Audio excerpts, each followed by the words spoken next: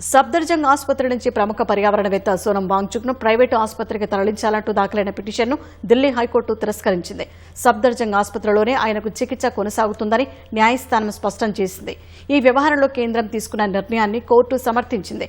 Neat పరీక్షా పత్రాల leakage వ్యవహారం, విద్యా వ్యవస్థల అవకతవకలపై కాక్రోచ్ జనతా పార్టీ ఆధ్వర్యంలో జరుగుతున్న నిరసనలకు మద్దతుగా సోనం వాంగ్చుక్ జూన్ 28న ఈ ఆమరణ నిరాహార దీక్షను ప్రారంభించారు.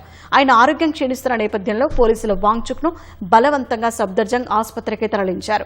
తమకు నచ్చిన ఆసుపత్రికి మార్చుకునేందుకు వీలుగా ఆయనను వెంటనే డిశ్చార్జ్ చేయాలని కోరుతూ వాంగ్చుక్ భార్య గీతాంజలి ఢిల్లీ హైకోర్టులో పిటిషన్ దాఖలు చేశారు. గురుగ్రామ్లోని ప్రైవేట్ ఆసుపత్రికి వాంగ్చుక్ ను మార్చాలని తాము కోరుకుంటున్నట్లు గీతాంజలి తరపు న్యాయవాది కోర్టుకు వివరించారు. సఫ్దర్జంగ్ ఆసుపత్రిలో వాంగ్చుక్ ఆరోగ్యం పట్ల పూర్తి శ్రద్ధ తీసుకుంటున్నామని ప్రభుత్వం తరపున అదనపు సొలిసిటర్ జనరల్ చేతన్ శర్మ వాదనలు వినిపించారు. అయితే చికిత్స విషయంలో వాంగ్చుక్ వైద్యులకు సహకరించాలని, అందుకు తగిన ఆదేశాలు ఇవ్వాలని చేతన్ శర్మ ధర్మాసనాన్ని కోరారు.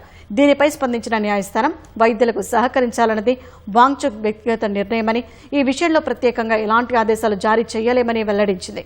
ప్రైవేట్ ఆసుపత్రికి తరలించాలన్న గీతాంజలి పిటిషన్పై వివరణ ఇవ్వాలంటూ కేంద్రం, సఫ్దర్జంగ్ ఆసుపత్రి యాజమాన్యం ఢిల్లీ పోలీసులకు ఢిల్లీ హైకోర్టు నోటీసులు జారీ చేసింది.